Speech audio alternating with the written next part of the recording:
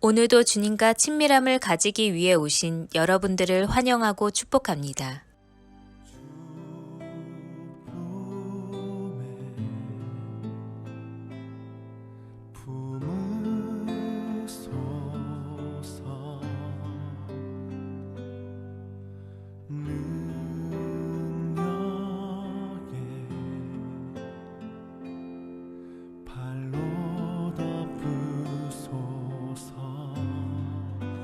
거친 파도 날 향해 와도 주와 함께 날아오르리.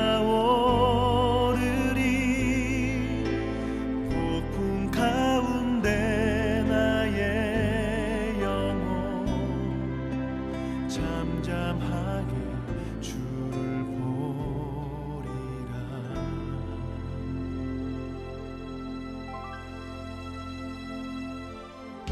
주님 안에 나 거하리.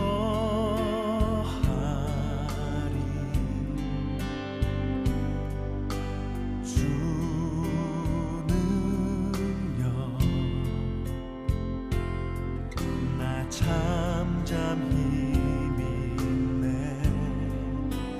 거친 파도 날 향해 와도 주와 함께 날아오르리. 폭풍 가운데 나의 영혼 잠잠하게 주를 보리라. 거친 파도 날 향해 와도 주와 함께 날아오르리. 폭풍 가운데 나의 영혼 잠잠하게 주를 보리라.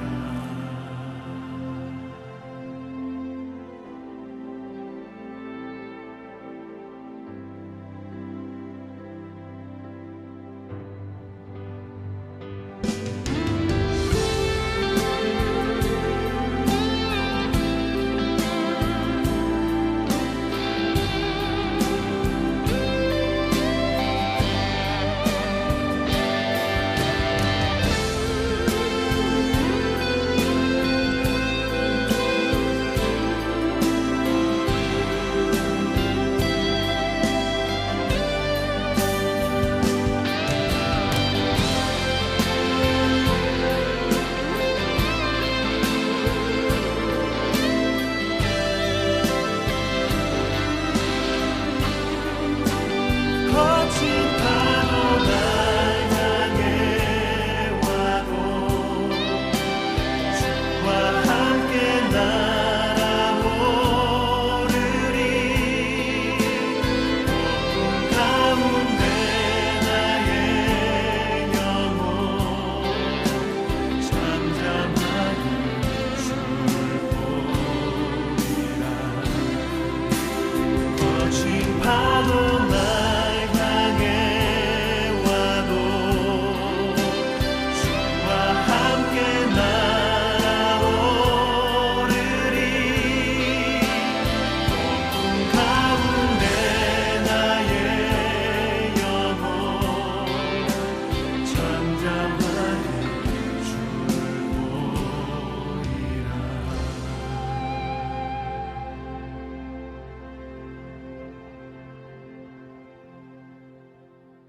주 품에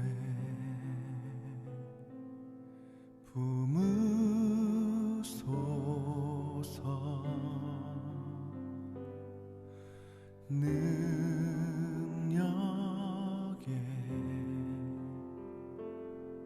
발로 덮으소서.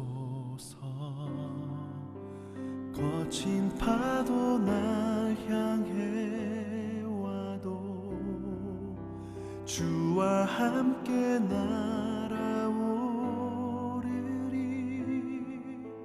폭풍 가운데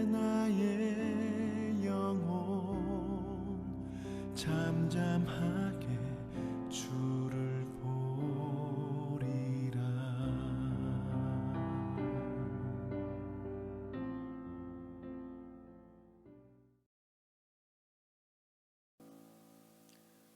오늘 하나님께서 우리 가운데 주시는 말씀은 에베소서 6장 4절의 말씀입니다. 오늘 이 말씀을 함께 합독합니다. 함께 했습니다. 또 아비들아 너희 자녀를 노엽게 하지 말고 오직 주의 교훈과 훈계로 양육하라. 아멘.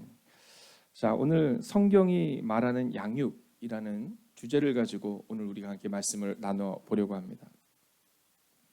자, 오늘 이 양육에 대해서 말하기 전에 한 가지의 질문 앞에 서야 합니다. 네, 어떤 양육의 자세가 필요한가라는 겁니다. 자, 우리는 종종 어떻게 양육하는가에 있어서 그 어떻게의 주체가 누구냐면 내가 주체가 되는 경우가 참 많이 있습니다. 자, 내가 주체가 돼서 양육을 하는 거죠.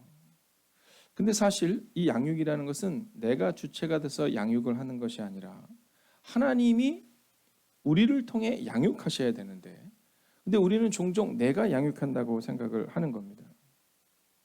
저는 이 매일의 기도를 드릴 때, 혹은 이 새벽 예배나 수요 예배나 금요 예배를 드릴 때는 주일과는 조금 다릅니다. 주일은 어떤 성도님들이 안 와도, 어떤 성도님이 못 오면 그러면 마음이 쓰이고 기도하게 되거든요. 그런데 이 새벽이나 뭐 수요일이나 금요일 같은 경우는 특별히 리더십들이 오지 않을 때 기도합니다. 왜냐하면 예를 들어서 오늘같이 이제 어른들이 이렇게 새벽 기도를 하시는 경우가 있잖아요. 그러면 그분들을 보면서 그냥 마음의 안정감을 느낍니다. 어저께 한 자매가 저한테 이제 문자를 왔는데, 목사님 오늘도 잠을 이기지 못했어요. 그래서 이번 주는 안 될 것 같아요. 그래서 이번 주는 제가 잘 추스리고 다음 주부터 새벽을 깨울게요. 이렇게 얘기했거든요. 근데 저는 별로 걱정하지 않아요. 왜냐하면 이 자매는 양육을 받는 상태니까 별로 걱정하지 않아요. 네, 왜냐하면 뭐 사랑하는 부모님도 계시고, 또 우리 부목사님이나 또 교육자들도 있고, 또 뭐 연약하지만 저도 있고, 뭐 별로 걱정하지 않습니다. 자, 그런데 기도를 하셔야 되는 분들이 종종 나오지 않을 때, 양육을 하셔야 되는 분들이 종종 나오지 않을 때, 그때 사실 우리가 걱정이 되는 거죠. 왜냐하면 어떤 양육의 자세가 필요한가라는 것에 있어서 중요한 것은 내가 양육하는 것이 아니라 하나님의 능력으로 양육을 해야 되는 거거든요. 자, 내가 양육하는 것이 아니라 하나님의 은혜를 경험해야 양육이 되는 거거든요.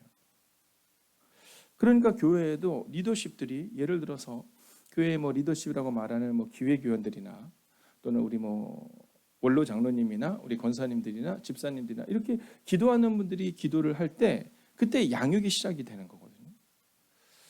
교회에 문제가 발생이 될 때 보면 이분들이 예배의 은혜가 없습니다. 예배를 나오지 않거나, 또는 예배를 나와도 뭐 눈을 감고 있는다든가, 뭐 맨 뒷자리에 있든가, 또는 예배 때 그냥 들어오지 않는다든가, 뭐 이런 모습들이 있습니다. 자, 그러면 왜 문제가 발생이 되느냐? 자, 중요한 것은 하나님의 은혜를 통해 양육을 해야 되는데 내 생각이 계속 헤어지는 거거든요. 자, 그러니까 양육이 되지 않고 교회도 어려워지고 가정도 어려워지는 순간이 반복적으로 일어나게 되는 겁니다. 자, 그렇다면 오늘 이 양육의 첫 번째 조건에서 우리가 기억해야 되는 양육의 자세는 내가 양육한다가 아니라 내가 하나님께 사랑을 받고 있는 것을 점검해야 한다는 거죠. 자, 에베소서 5장 1절을 보면 이렇게 기록합니다. 야, 근데 제가 보니까요, 저 뒤에서 우리 부목사님 사단이 있어요. 네, 우리 간사님들 이렇게 있거든요. 눈이 초롱초롱합니다. 네, 순간순간 딱 정확히 맞춰가요. 제가 가끔 그런 생각이 들어요. 아우, 내가 너무 가혹한 일을 시키나. 네, 이렇게 하나하나 하지 말아야 되나. 네. 근데 어저께 하지방 감지사님이 그런 얘기 하시더라고요. 와, 거기는 교회가 얼마나 되냐고 그렇게 얘기하시더라고요. 그래서 저희는 이 정도 되고 이렇게 아직 개척한 지 이 정도 됐습니다. 너무너무 놀라시는 거예요. 그래서 나중에 그 부목사님 거기 계속 있네요. 뭐 결혼하시면 또 딴 데로 가실 수도 있겠지. 자기네 교회 보내달라고. 그래서 속으로 그랬어요. 아니 이게 무슨 본인네 교회 좋은 사람을 보내줘야지, 좋은 사람 보내달라고. 자, 볼까요? 함께 읽어보겠습니다. 시작. 그러므로 여러분은 사랑을 받는 자녀답게. 여러분, 이게 중요한 거예요. 양육자에게 있어서 정말로 중요한 것은 내가 사랑을 받는 자인가를 경험하셔야 됩니다. 내가 아니라 하나님으로부터 시작해야 되는 거죠. 그래서 첫 번째 스텝은 양육은 하나님의 사랑을 기억하는 것에서 시작한다는 겁니다. 여러분, 내가 이게 자꾸 나오는 사람은 좀 위험한 사람입니다. 제가 생각할 때는요, 이렇게 자꾸 얘기하는 사람은 좀 위험한 사람입니다. 왜냐하면 양육은 하나님의 사랑으로부터 시작해야 되는 거거든요. 오늘 에베소서 5장 1절에 그런 거 기록하고 있는 것처럼 하나님의 사랑을 받는 자녀답게 행하라, 사랑하라. 그러니까는 자녀들이 부모를 순종하는 것은 하나님의 사랑을 받는 자녀답게 순종하는 거고, 부모는 사랑을 받는 자녀답게 양육해야 되는데 이 사랑이 없는 거예요. 자, 가정에서도 이 사랑이 없다 보니까 자꾸 자녀들에게 함부로 대하고 막 손찌검을 하는 거죠. 제가 볼 때 가장 불행한 분들이 어떤 분이냐면, 제가 이제 교회에서 세 가족이면 이렇게 같이 삶을 나누잖아요. 이렇게 삶을 나누면, 목사님, 제가 뭐 캐나다에서 왔습니다, 뭐 호주에서 왔습니다, 혹은 멀리 지방에서 왔습니다.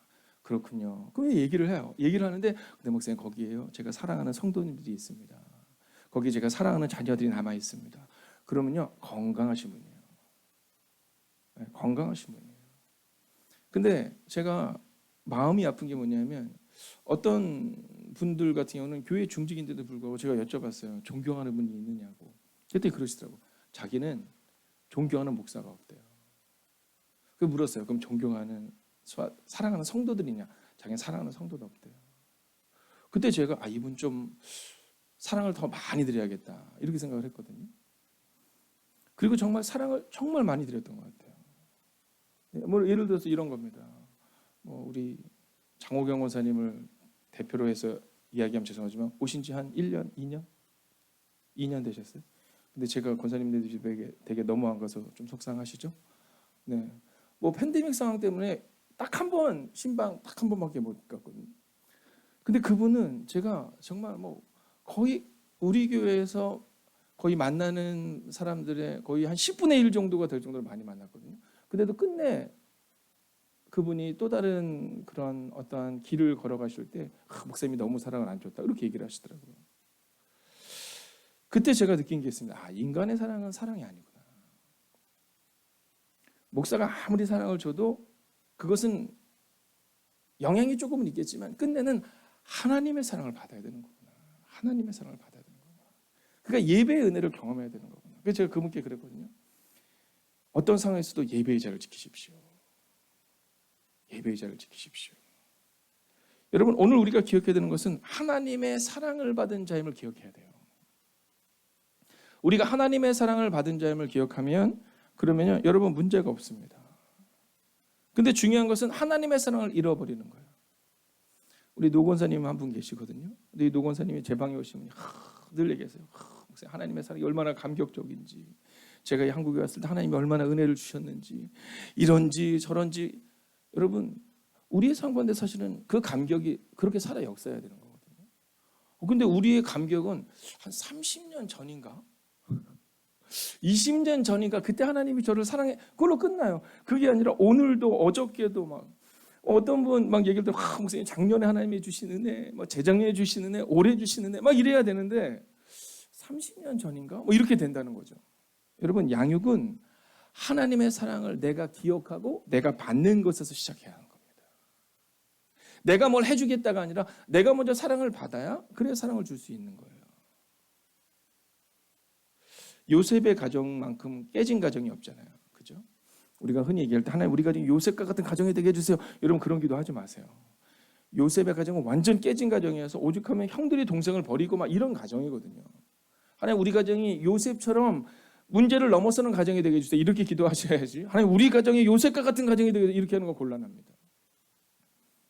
근데 요셉이 형들한테 버림을 받고 형들이 집에 가서 아버지랑 얘기하잖아요. 근데 어떤 하나님에 대한 얘기도 없는 거 아시죠?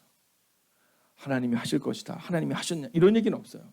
인간과 인간의 대화와 상처와 상처의 대화로 반복적으로 이루어집니다. 저는 오늘 여러분에게 믿음으로 권면하고 선포합니다. 여러분, 여러분이 만약 교회에서 양육자가 되기를 원하신다면, 여러분의 가정에서 부모로서 양육하기를 원하신다면 먼저 하나님의 사랑을 기억하는 인생이 되십시오. 자, 두 번째는 뭐냐면요, 부모들은 자녀의 감정을 건드려 화나게 하지 말고 이렇게 말하거든요. 근데 이거를 개역개정으로 보면 또 아비들아 너희 자녀를 노엽게 하지 말고 이렇게 말해요. 너희 자녀를 노엽게 하지 말고. 자, 이게 좀 어려워요. 자녀를 노엽게 하는 게 뭐냐. 그래서 세 번역으로 한번 읽어보겠습니다. 시작. 부모들은 자녀의 감정을 건드려 화나게 하지 말고. 여러분, 부모들이 흔히 하는 실수 중에 하나가 뭐냐면 자녀의 감정을 건드려서 화나게 하거든요. 자, 공동번역본으로 읽어볼까요? 시작. 어버이들은 자녀의 마음에 상처를 입히지 말고. 여러분, 이건 뭐냐면요, 두 번째로 감정이 아니라 말씀으로 양육해야 한다라는 겁니다. 여러분, 이 요셉의 문제, 형들이 요셉을 팔아 넘기고 막 죽이고 막 이런 상황 가운데 나오잖아요. 이 문제가 뭐냐면 감정의 문제입니다. 이 야곱의 아버지가 야곱의 형제들에게 자꾸 이 감정으로 양육한 거예요. 그래서 형들의 마음 가운데 이 감정이 상한 마음이 있는 겁니다. 근데 왜 그랬을까? 단순하고 명료합니다. 야곱이 하나님의 말씀을 듣지 않는 거예요. 여러분, 야곱이 어떤 사람입니까? 여러분, 삼촌 라반의 집으로 도망갈 때 막 기도하잖아요. 네, 그러면서 막 하늘이 열리는 걸 보잖아요. 분열해서 기도할 때 밤새 기도하면서 정말 하나님의 역사를 경험하잖아요. 이 사람이 야곱이에요. 근데 그 야곱이 자신의 문제는 그렇게 해결했는데 양육할 때는 감정으로 양육해요. 말씀으로 양육하지 못했다라는 겁니다. 여러분, 오늘 우리 부모들의 마음 가운데 내가 우리 자녀를 양육할 때 감정으로 양육하나 말씀으로 양육하나 점검하셔야 합니다. 여러분, 교회의 직분자들이 교회에서 리더가 됐을 때 내가 감정으로 교회의 새로운 새 가족들을 양육하나 아니면 말씀으로 양육하나 점검하셔야 됩니다. 여러분, 좋은 권사가 되셔야 합니다. 좋은 권사는 단순하고 명료합니다. 감정이 아니라 말씀으로 양육하는 사람. 그래서요, 잠언 16장 32절은 우리 가운데 아주 중요한 말씀을 전해주거든요. 같이 한번 읽어볼까요? 시작. 노하기를 더디하는 자는 용사보다 낫고 자기의 마음을 다스리는 자는 성을 빼앗는 자보다 나으니라. 아멘. 여러분, 노하기를 더디하는 자, 여러분 가정에서 막 얼굴 붉히지 마세요. 막 화내시고 막 얼굴이 불그락 푸르락, 여러분 이거 좋은 게 아닙니다. 성경은 노하기를 더디하는 자가 용사보다 낫고 자기의 마음을 다스리는 자는 성을 빼앗는 자보다 낫다 이렇게 말하거든요. 가끔 교회 일을 하다가 보면 뭐 지금이야 그렇지 않지만 가끔 교회를 하다 보면 연약한 저도 마찬가지고 또 연약한 지체들과 함께 일을 할 때 보면요, 얼굴이 늘 감정으로 인하여서 마음이 상해 있어요. 어떤 경우는 5년을 신앙생활을 하는데요, 여러분 5년을 신앙생활 하는데 단 한 번도 다른 분들과 식사를 안 했어요. 여러분, 그러니 교회가 잘 될 수가 없죠. 교회가 행복할 수가 없죠. 왜냐하면 감정으로 지금 대하고 있는데 그 감정으로 장로가 되고 권사가 되고 집사가 되고 목사가 돼서 그 사람들을 대하는 상황에서는 절대로 양육이 될 수가 없는 겁니다. 그러니까 집사님들도 권사님을 존중하지 않고 권사님들도 장로님들을 존중하지 않는 문화가 있었던 거죠. 오늘 우리 가운데 있어서 기억해야 되는 것은 젊은이들이 교회를 떠난 이유가 뭔지 아십니까? 제가 이 교회 처음 왔을 때도 많은 젊은이들이 떠났었거든요. 단순하고 명료해요. 감정의 문제인 겁니다. 뭐 목사님의 말씀이 어때서 이게 아니라 어떻게 그럴 수 있냐라는 거예요. 어떻게 장로님이 그럴 수 있고 어떻게 목사님이 그럴 수 있고 어떻게 권사님이 그럴 수 있냐라는 거예요. 여러분, 노하기를 더디한 자는 용사보다 낫고 자기의 마음을 다스리는 자는 성을 빼앗는 자보다 나아요. 감정을 다스리지 못하니까 교회의 젊은이들을 잃어버리는 거예요. 끝내는 본인 스스로도 갈 길을 잃어버리는 상황이 우리 가운데 발생이 된다는 겁니다. 이런 목사로 산다는 것은 어려워요. 왜 어렵냐면 노하기를 더디해야 돼서 어려워요. 권사님 그렇지 않으세요? 권사로 사는 게 어려운 게 이 마음을 다스리는 게 어렵잖아요. 아이고 내가 이게 어렵잖아요. 여러분, 오늘 두 번째 메시지를 꼭 기억하십시오. 우리가 자녀를 양육할 때 교회에서 리더로 설 때 감정이 아니라 말씀으로 양육해야 합니다. 자, 이제 마지막 세 번째 모습을 보고 마칠까요? 사실 오늘 이 새벽 이 매일 기도의 말씀은요, 오늘은 제가 권목생에게 좀 부탁을 해서 부모님들에게는 좀 보내드리게 하려고 해요. 그래서 한 번씩은 들어보실 수 있도록. 뭐 다른 때는 바쁘면 못 들을 수도 있는데 오늘만큼은 들어볼 수 있도록. 왜냐하면 이 양육에 대해서 우리가 흔히 착각하거든요. 양육은 목사님께 양육을 잘 받으면 받을 수 있지라고 착각해요. 아니에요. 여러분, 사람들이 자꾸 양육을 한다고 이야기하거든요. 아니에요. 제가 목회를 보니까 오직 말씀으로 양육이 될 때 그 일들이 가능해요. 자, 세 번째는 말씀의 기준으로 양육해야 한다라는 겁니다. 자, 본문을 한번 볼까요? 4절을 보면 이렇게 말합니다. 오직 주의 교훈과 훈계로 양육하라. 할렐루야. 여러분, 이게 바로 오늘 주님이 우리가 내주는 메시지입니다. 오직 주의 교훈과 훈계로 양육하라. 주의 교훈과 훈계라는 거죠. 자, 그럼 주의 교훈과 훈계로 양육한다는 것은 뭘까? 공동번역본을 한번 보면 조금 더 분명합니다. 함께 읽을까요? 시작. 주님의 정신으로 교육하고 훈계하며 잘 가르치십시오. 주님의 정신으로 가르쳐야 된다는 겁니다. 그 주님의 정신이 어디서 나옵니까? 교회를 오래 다녀서 나옵니까? 아닙니다.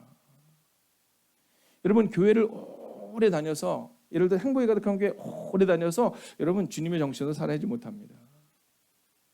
네, 선교단체에서 말하는 제자훈련을 통해서 주님의 정신으로 살아날 수 있습니까? 어렵습니다. 우리의 감정과 상황으로 어렵습니다. 오직 하나, 주님의 정신, 그것은 바로 말씀으로 훈계하고 양육할 때 가능해지는 겁니다. 여러분, 주님의 정신이, 즉 말씀이 우리 가정과 교회의 기준이 되어야 한다라는 거죠. 저는 오늘 말씀을 마치려 합니다. 여러분, 말씀의 기준이 분명한 가정과 교회가 되어야 합니다. 어려운 일입니다.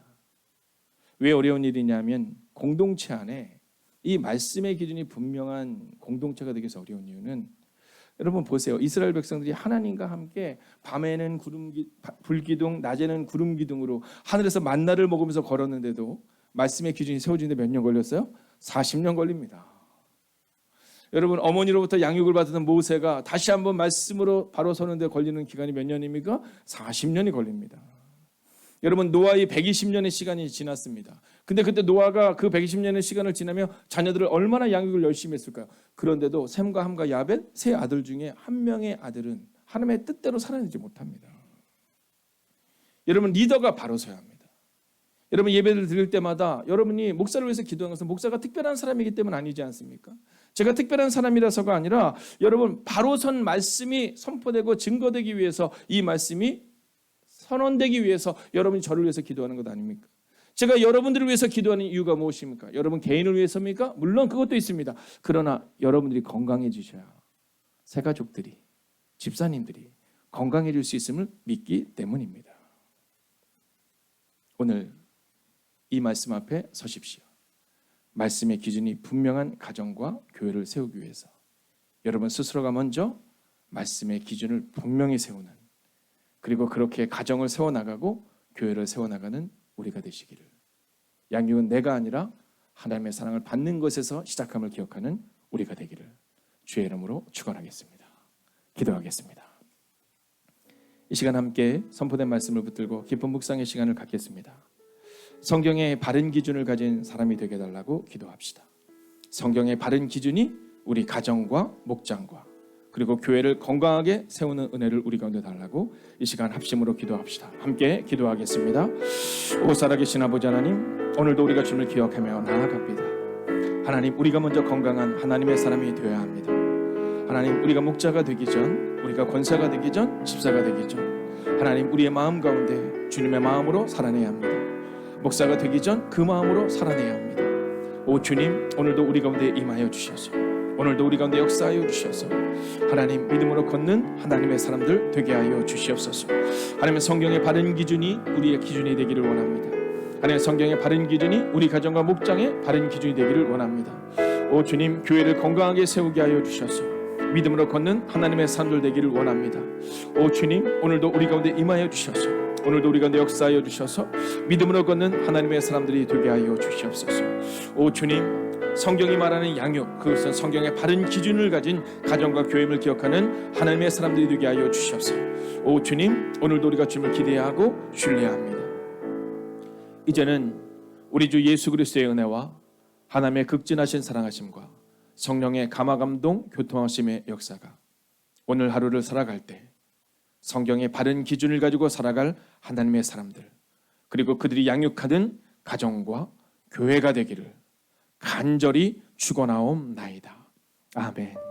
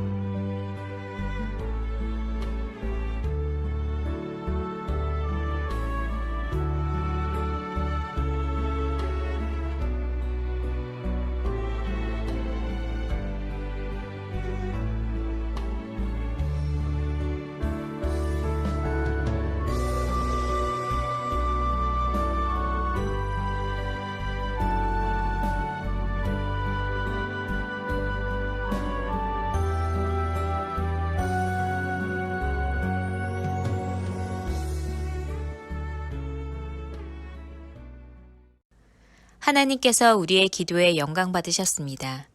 이제는 우리의 삶을 통해 하나님의 영광이 되시기 바랍니다.